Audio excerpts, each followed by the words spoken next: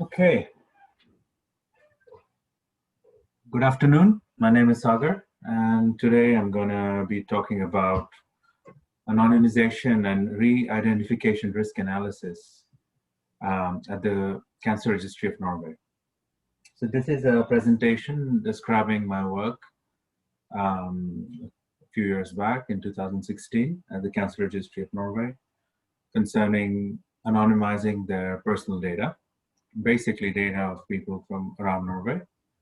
And once the anonymization is done, how did we analyze the risk of re-identifying individuals from this data?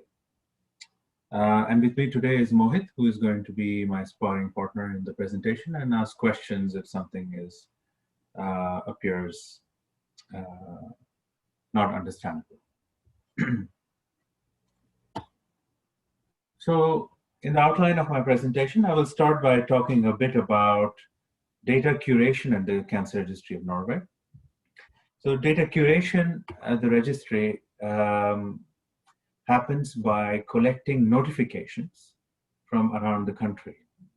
Notifications and reports and other types of statistics are collected at the Cancer Registry of Norway, which is situated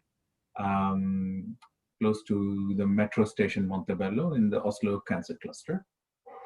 So the types of notifications include pathology reports from the analysis of cells for people who have gone through a screening exam or have cancer. And then you also have death certificates from Statistical Central Bureau for people who passed away, and mainly people who passed away because of cancer. Then you have clinical notifications for people at the hospital. So these are people who have also cancer, benign or malignant cancer. Then you also have information about when the patient was enrolled into the hospital, when he left, and so on from the hospital patient administration.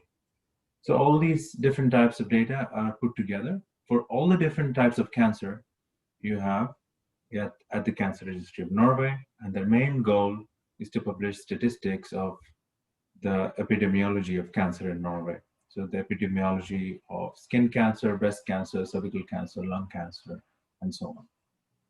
I personally worked in the cervical cancer screening program. So the cervical cancer screening program is where all women above the age of 25 are invited to perform a screening test called a pap smear. So cells from the cervix are taken out, as you can see in the picture, using a brush like this. Some of the cells are taken out. And here you see the invitation letter. So as soon as you turn 25, up to the age of 69, you receive this letter every 3 years to check for cancerous cells in the cervix. So once cells are extracted from cervix, they're sent for further analysis in a pathology lab. The cells are looked at under a microscope and classified by a pathologist. So normal cells, as you can see here, are shown here. And then you have low-grade deformations in the cells, and then you have high-grade, and then you have cancer. So all these have different signatures in terms of what they look like when it comes to cervical cancer. And the pathologist then sends a report for each patient back to the cancer registry. And this whole process is executed in a screening program. So you take the screening test, then you do the cytology, which is the test, pap smear test. And the pathologist gives you the different results, which include normal, high grade, low grade, and so on. If everything is okay, then you come back in the next 3 years. So if it's normal, you come back in 3 years. If something is not normal, you come back in 1 to 3 months if it's abnormal, or if it's not very clear what the results are. So that means that the cells were not properly taken out. And then you also do a second test if you have a low grade or a high grade, which is a HPV test. So they take the cell samples and try to figure out if you have the human papilloma virus, which is known as the main cause for cervical cancer. And if it is positive, then you do the cytology again. And if it's still positive after 6 to 12 months, then you do a biopsy to take out the cancerous cells. If it is negative, then you know that your body's immune system is very good, so you can come back for a new test after 3 years again. But now they have also introduced something called the primary HPV test, where you go directly and look for the human papilloma virus, and then if it's positive, you then do the cytology. If it's negative, you come back after 5 years. So this is a more robust test because 99% of the cases of cervical cancer are due to the human papilloma virus. And today we have a vaccination as well for the human papilloma virus. So women under the age of 25 are invited to take the vaccination for free. And this prevents them from being infected from certain strains of the virus. So as a computer scientist, what I was most interested in was looking at the data set and trying to anonymize it. So when people do all those different tests, a patient's personal information is stored in a table, in a database, and the data concerning all the other tests are stored in other tables, as you can see here. So you have one table for cytology, one for histology, one for HPV, one for SIN, which is a more dangerous condition. The main reason I've not shown these attributes here very in a legitimate way, legible ways, because they are confidential. And it's also a bit blurred.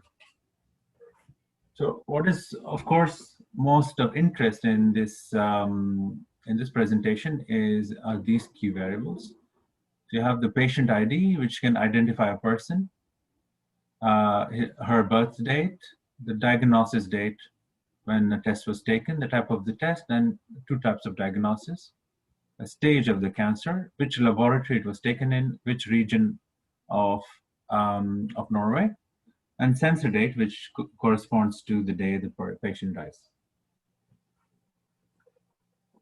So every time a person goes to a test, we record a row here. So first you have the ID of the patient, the birth date, the diagnosis date, that is when the test was taken, the type of the test, and the diagnosis, going deep into what kind of results came out of the pathology. If it was not cancer, you just say 999, that doesn't mean anything.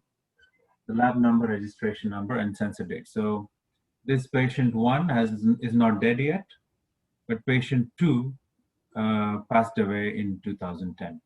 And she was born in 1927, as you can see. So a very long life, basically. So among those data points, like I said, some of those variables can identify a person directly. So typically that is a personal number or the D number. But some attributes, although cannot identify a person directly, can be used combined with other data sets to identify a person. So this is called, for example, the date of birth or the postal code or a combination of the two. So these are called quasi-identifying attributes. And then you have sensitive attributes that you want to protect from disclosure, like the diagnosis, which is HPV positive or cancer. And then there are some attributes that do not pose any threat to privacy, and these are insensitive attributes.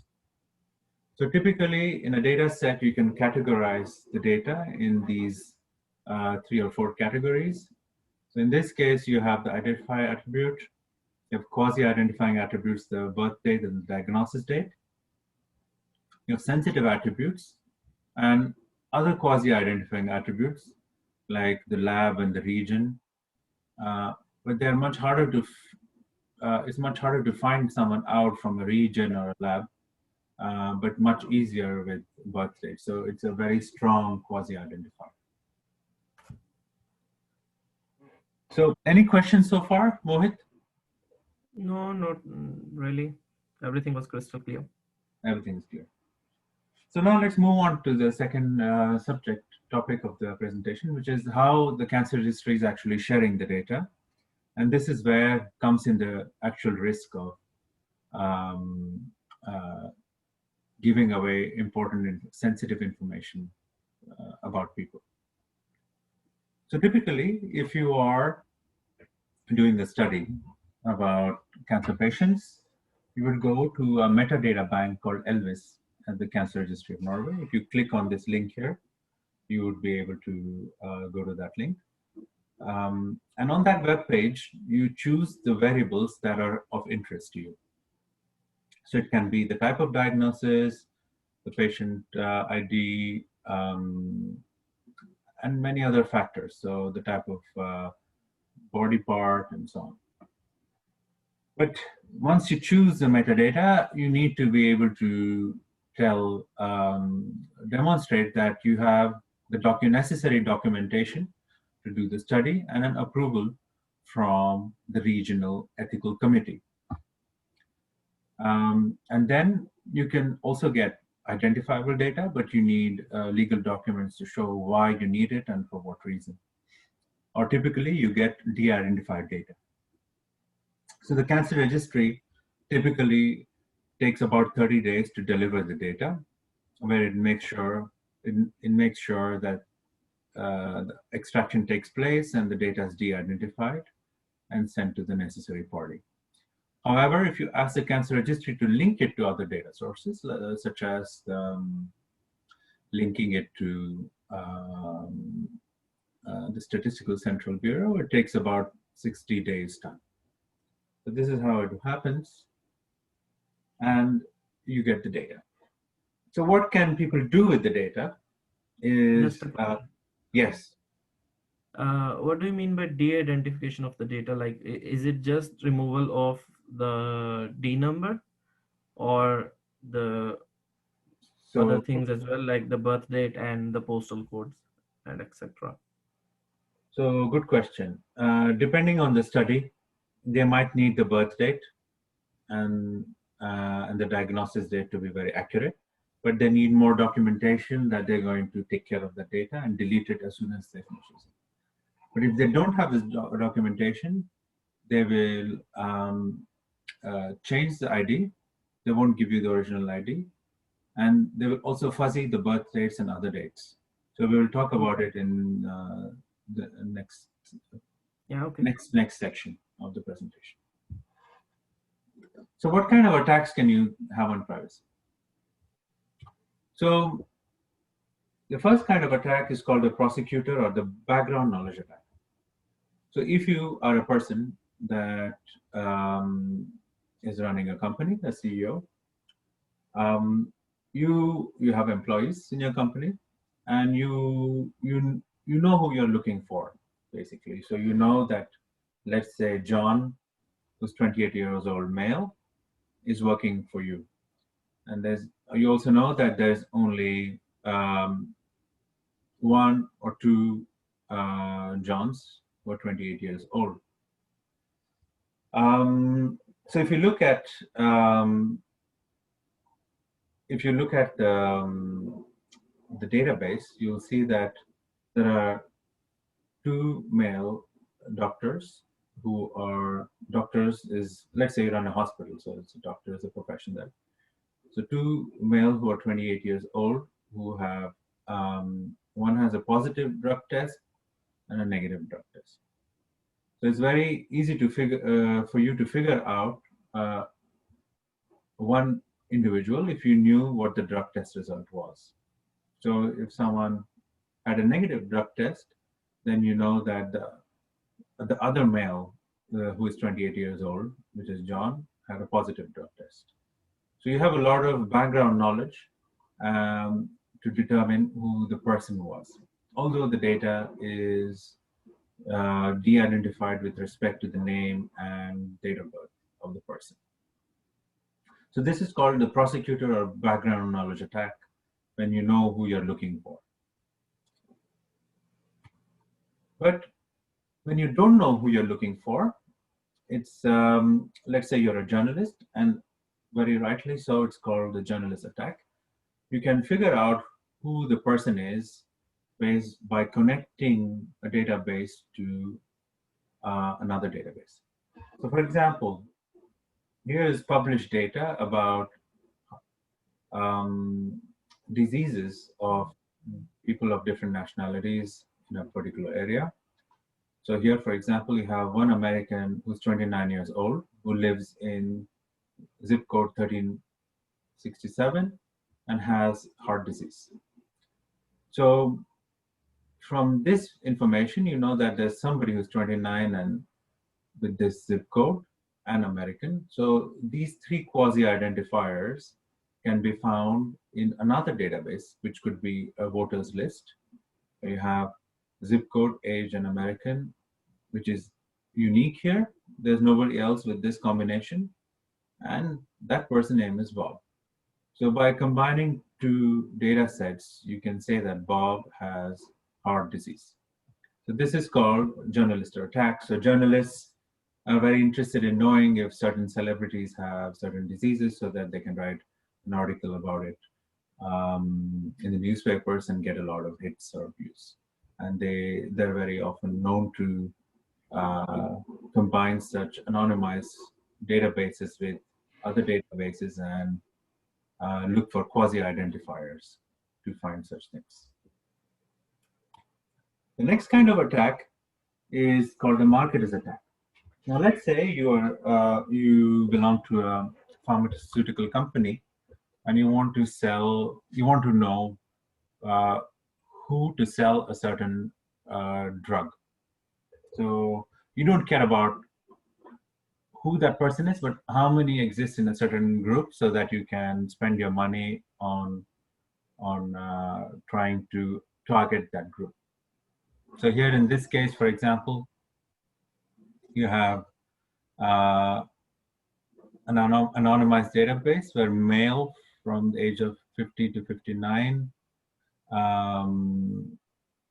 have a certain disease, and you want to you see that there are 3 of them. So you don't care about who they are, but you see that there are 3 of this and 2 of these, 2 of these, and 2 of these.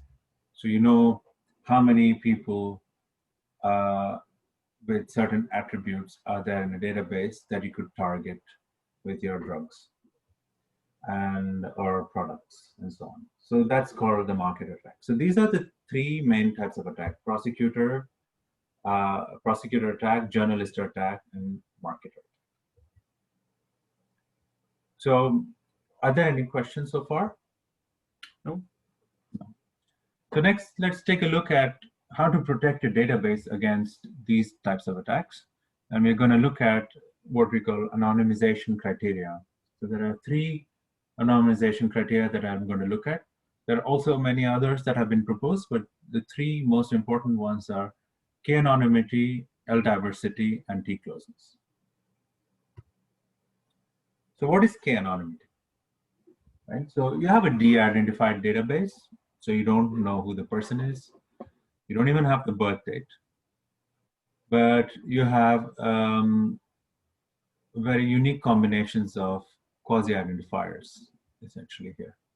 So here you have someone who is 5'4", 158, 5'3", 162, who has high cholesterol, and 5'6", 161, who has no high cholesterol. So there's only one person in a group of data which is very similar with high cholesterol.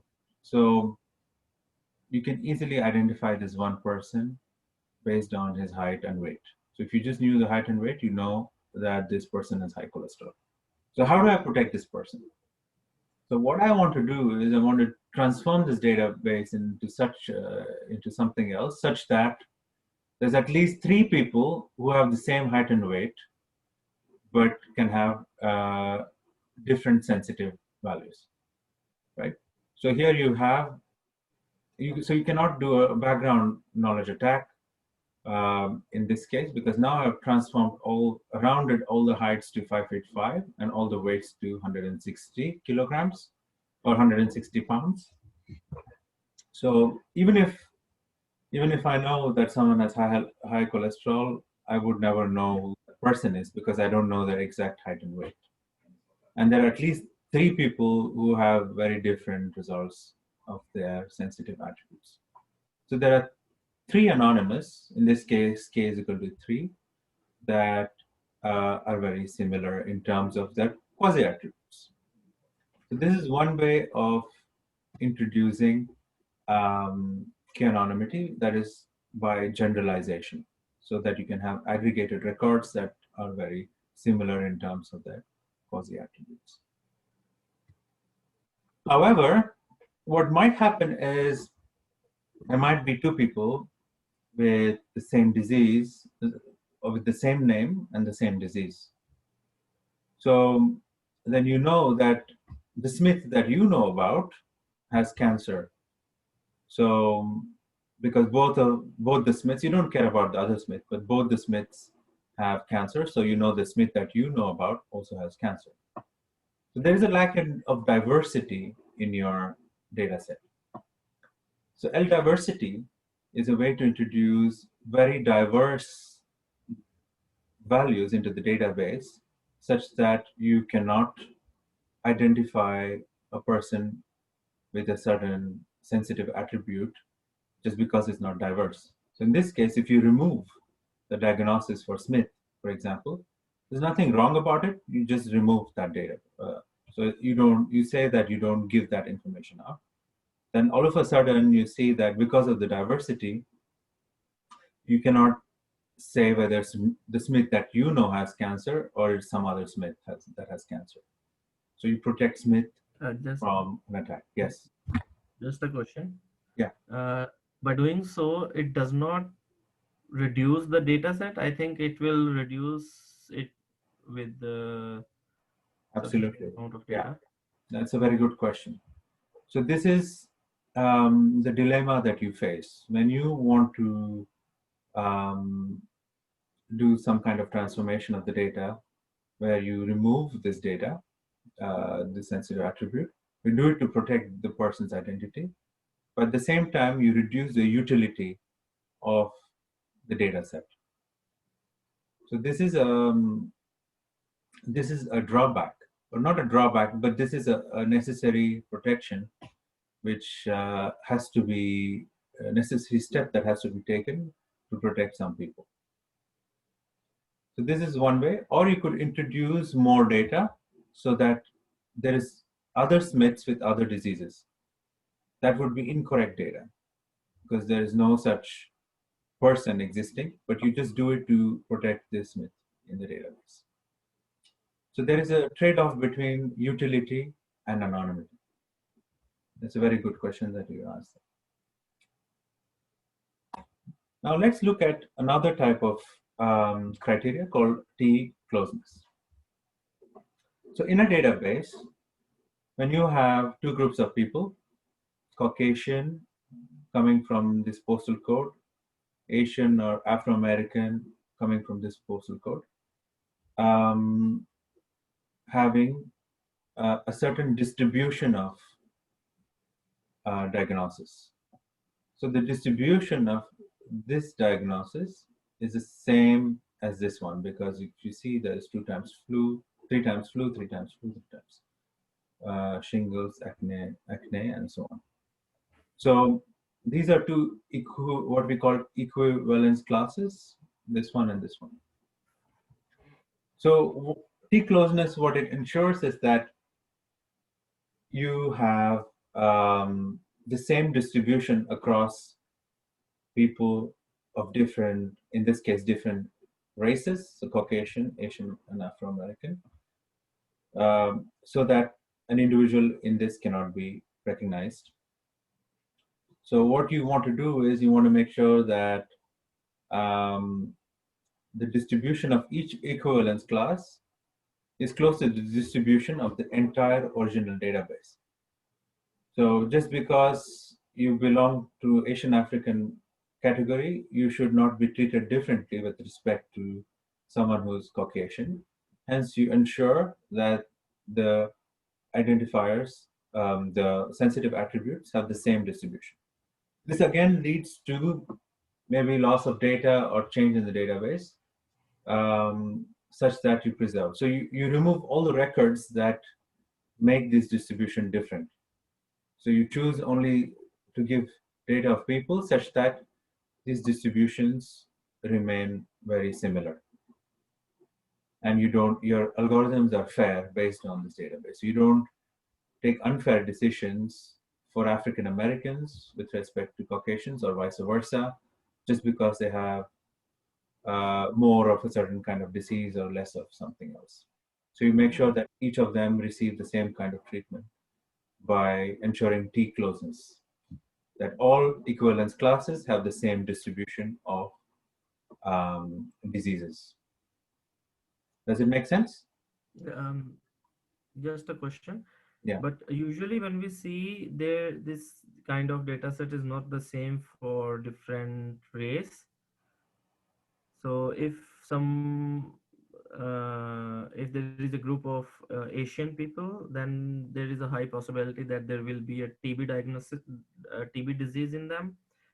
But that kind of disease is not very common in, for example, Europeans. Just giving you an example. So in that case, we cannot make uh, equivalent distributed data set. So what will be the scenario for that? So then you do not release such a data set where it is highly biased towards, or you remove the fact that they're Asian or Afro-American. So you remove the race factor. Oh, So okay. you cannot, so if let's say you're doing some machine learning and you want to categorize diseases for people and you use race as a factor, then it becomes a problem because your algorithm will be biased and unfair Yeah, since you use that's race as a factor. So you would remove the race and do so. And measuring the distance between the distribution is done using a metric called Wasserstein metric or earth mover distance. So it's measuring the frequency difference between the frequencies of each attribute, basically. That's the Wasserstein metric. Okay, so now we have seen how how a database can be transformed and certain anonymization criteria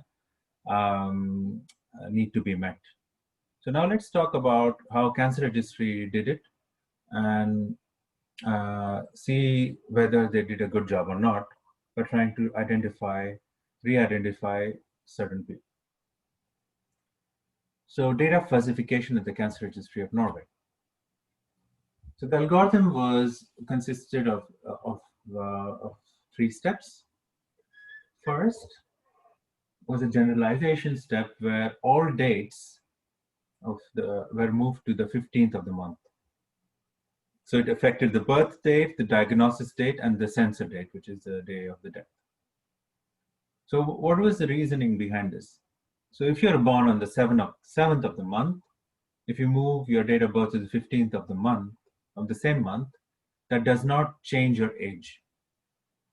So you're still the same person and you have the same age, basically. And in this particular case, which was the cervical cancer screening, changing the date of the diagnosis to 15th of the month also did not dramatically influence the meaning of the sensitive attribute, because the HPV infection has a cycle of clearance of 6 months. So changing it by a few days in the month does not affect the diagnosis that you have. So it will still be the same over the course of a few months. And hence, that was preserving this type of generalization was preserving some utility in the dataset.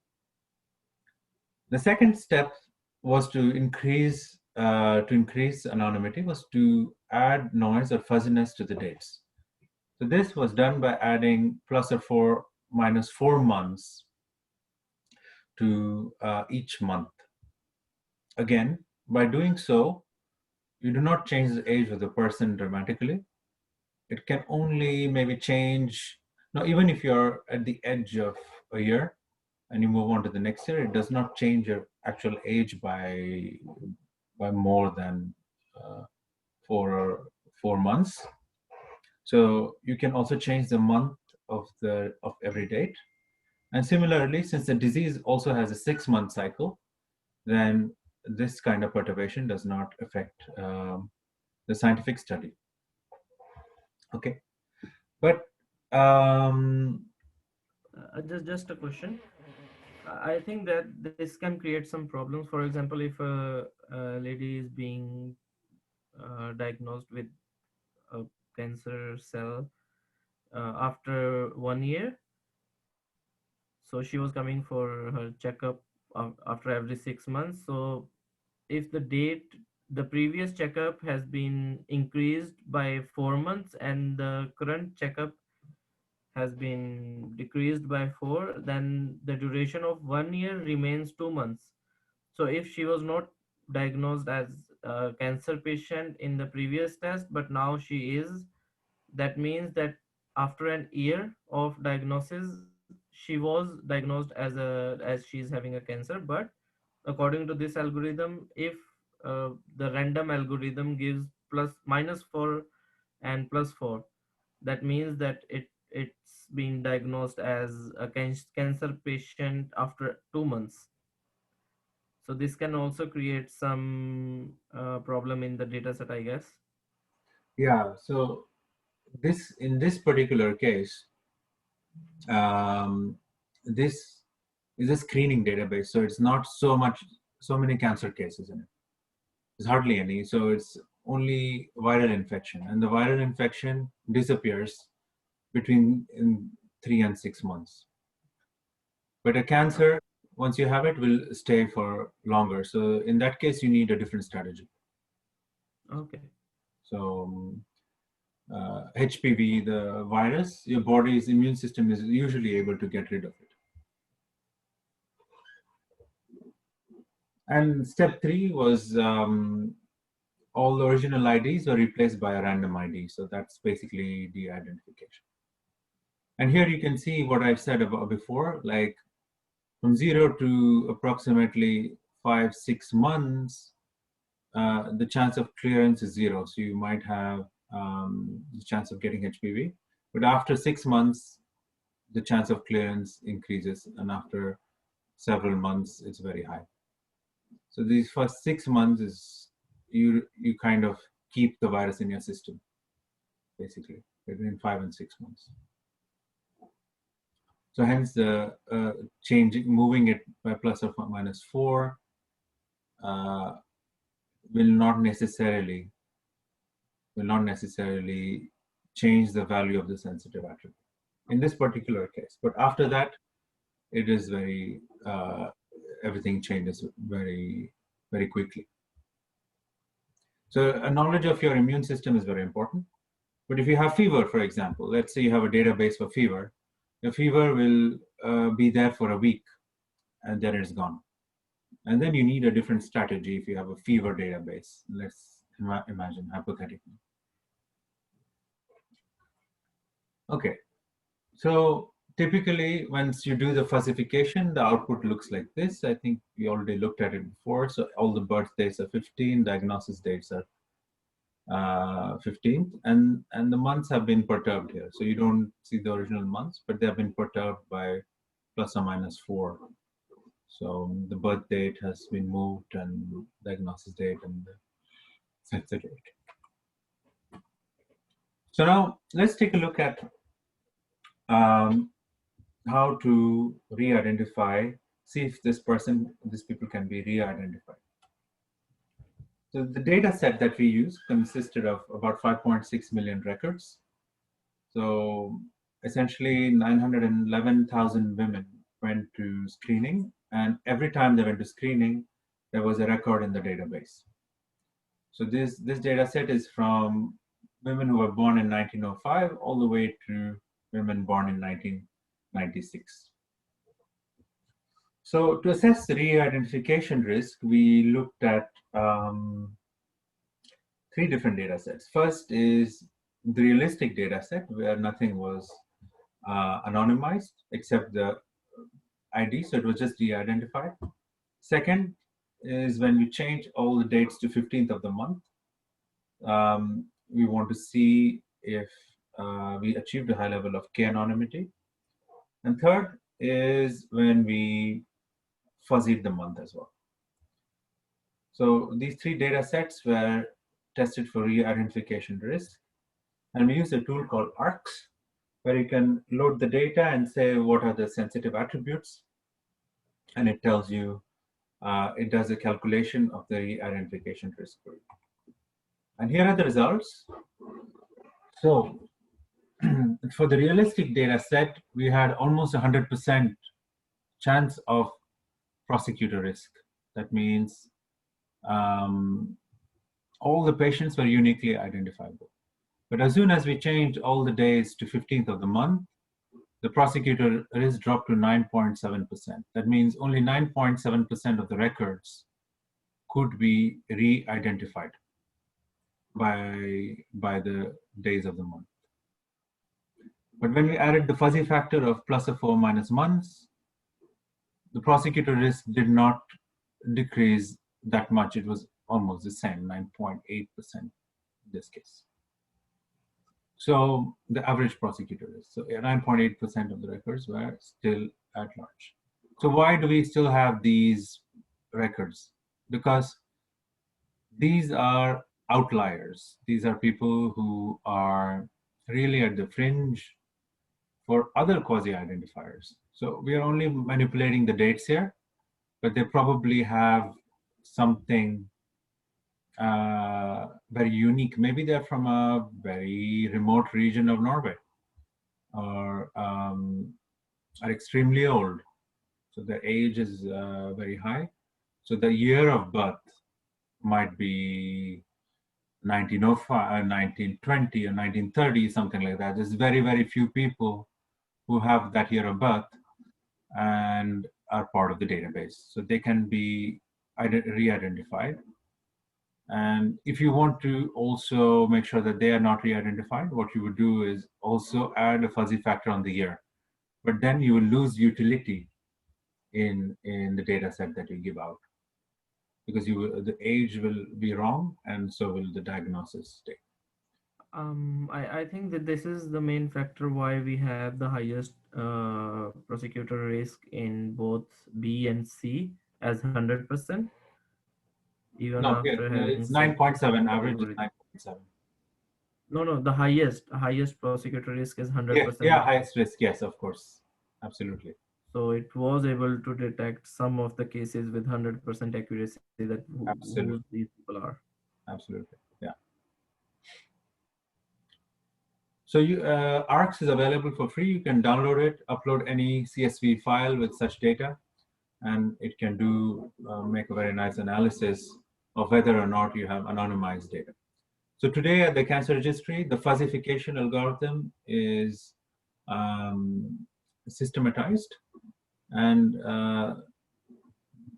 the algorithm has been verified by ARCS as a successful, as a good approach to anonymize the data set, except for some outlier cases. So it has been employed for some research projects to give out data for certain research projects. So at the end, I want to raise some questions about what privacy actually means to us. And the very notion of concept of privacy and what it means to be, what we need to think around privacy of our personal data. So the concept of privacy is as old as mankind. So Jean-Jacques Rousseau said that the first man who, having enclosed a piece of ground, bethought himself of saying, "This is mine," and found people simple enough to believe him, was the real founder of civil society. So he basically said that people who were able to draw the boundaries around themselves and say that this is their land, and created laws and regulations, maybe of some kind, uh, asking people to stay away from him or her, basically invented privacy. So privacy, the word actually means single, which is a very, in today's terms, single, single has a very different meaning, and it is not what it means. Is not a solitary human being, but an individual facing the potential claims of other people. So if you're an individual who owns something, possesses something, and you face potential claims of it from other people, legally or otherwise, then you have something which is private. Privacy is very different from seclusion. So seclusion means withdrawal from society. So this is Hitta in Norway. So you would seclude yourself from civil society by going and staying there for a few months.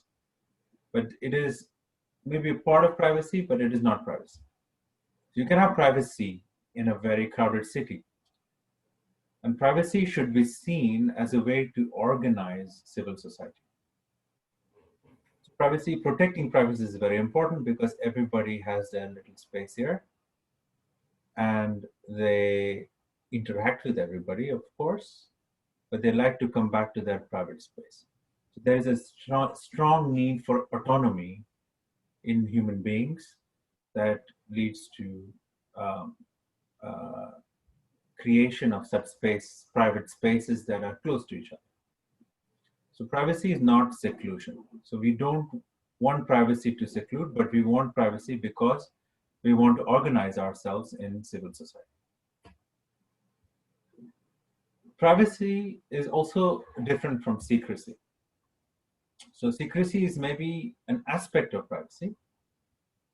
So for example, if a salesman calls you and starts trying to sell you a washing machine or something else, he's invading your privacy. But the salesman is not taking secret information from you. He is just telling you that he has something to sell. So privacy is much bigger because privacy is something within you that you want to protect without necessarily giving up secret information. So an invasion of privacy can happen even when an invasion of secrecy is not happening. So secrecy is also very different. And it also means the ability to control and disseminate information. So this is something that you want to control, and it is also part of your private life. So privacy is also so old, like I already said. The first civilization, as we know, depicted here, based on archaeological ruins, also has the notion of privacy, and it is the cornerstone of autonomy in society. This is the Sumerian civilization from 3000 BC, close to Iraq. So what happens when you invade someone's privacy? So someone has built this civil society on the notion of privacy, and somebody comes and invades it. So here in this case, you have Vasco da Gama, who came to India, and he basically dispossessed the merchants of Calicut of their property and held them hostage. And eventually colonization took over the whole country. And this is the kind of privacy that today has led to a lot of repercussions 100 years from now, with movements such as BLM, Black Lives Matter, where people have been dispossessed of their privacy or autonomy in society a few hundred years ago by colonizers. So therefore, I ask you a question to finish the presentation. Today, no one is coming and taking you out of your house, which is your private space. There are laws to protect you against it. But people are after your data. People are coming and you're giving without thinking. So back in the days when slaves were taken from colonial Africa, they probably did not realize the impact it would have on their grandchildren, their great grandchildren, and the trauma that they have to face and their people have to face over hundreds of years. It's also very difficult for us to realize the same when it comes to giving away our data.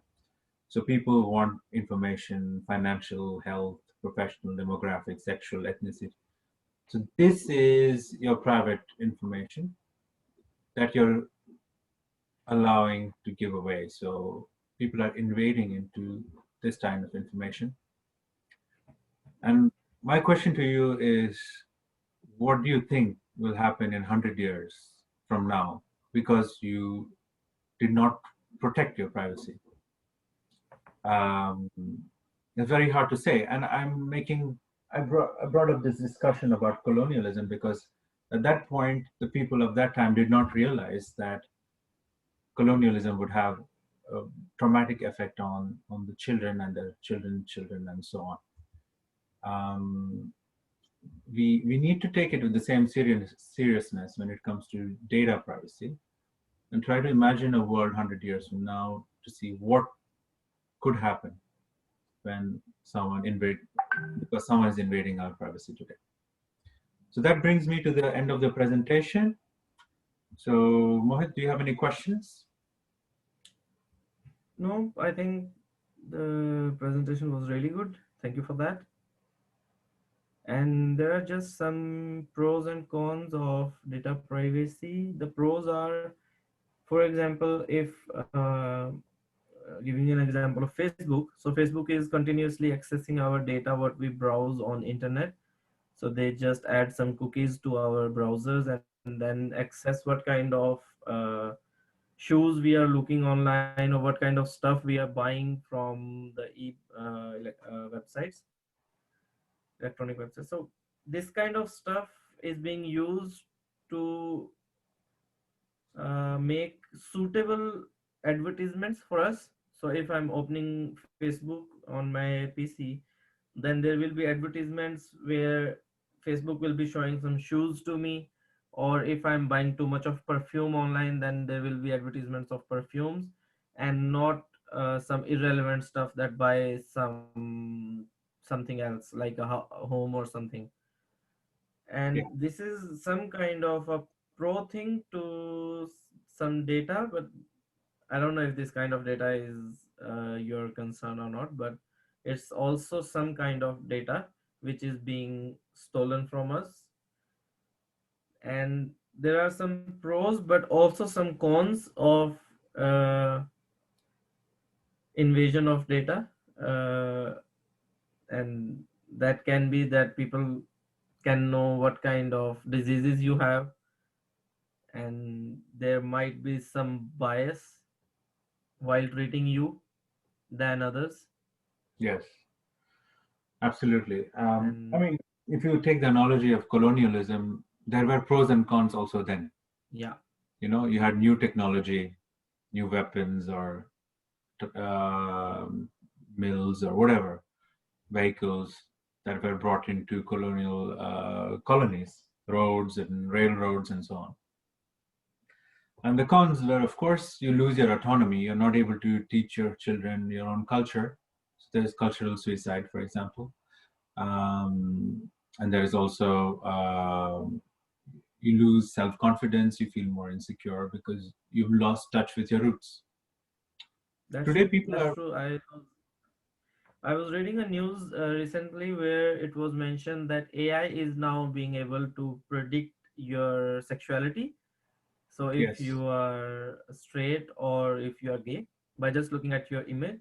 yes, And I think that is something really frustrating, as this is the AI thing, but still, if this kind of information is being leaked, and the person whose information is leaked, if they kind of fall into some kind of depression because people start treating them differently. yes, And I think the anonymization of data sets is required, and I think the algorithms you explained, they do quite good job, and I Absolutely, they think it is. do a certain job, yes.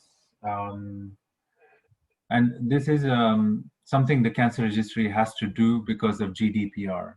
Um, and they've been doing it before too, but they have to do it Mm-hmm. even better today Yeah, um, to be foolproof.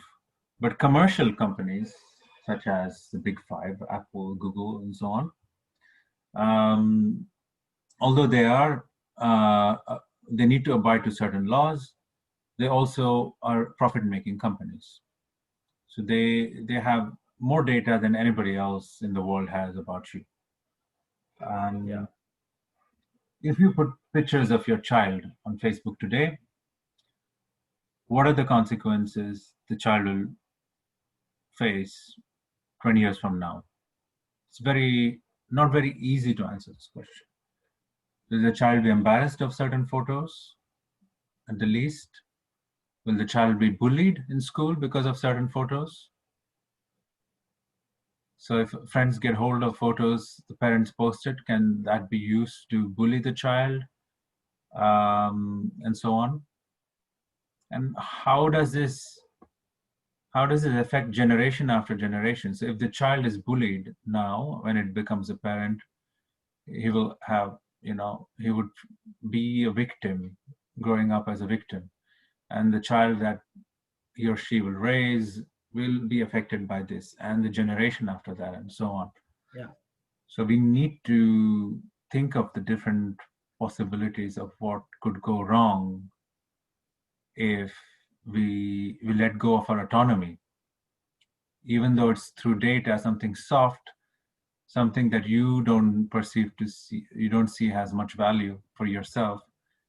But when companies put a lot of data together from different people, they generate enormous amounts of value. So that's true. Yeah. this is a topic of great concern in our times, and we Yeah. need more minds to look into the potential impact of what can happen to humanity if we don't take control of our autonomy here.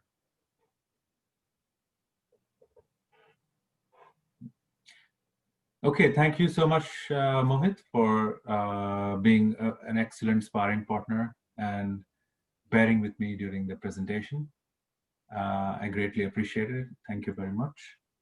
And we will stop this presentation and share the recording with the students. Yeah, sure. Thank you very much for inviting me. Thank you.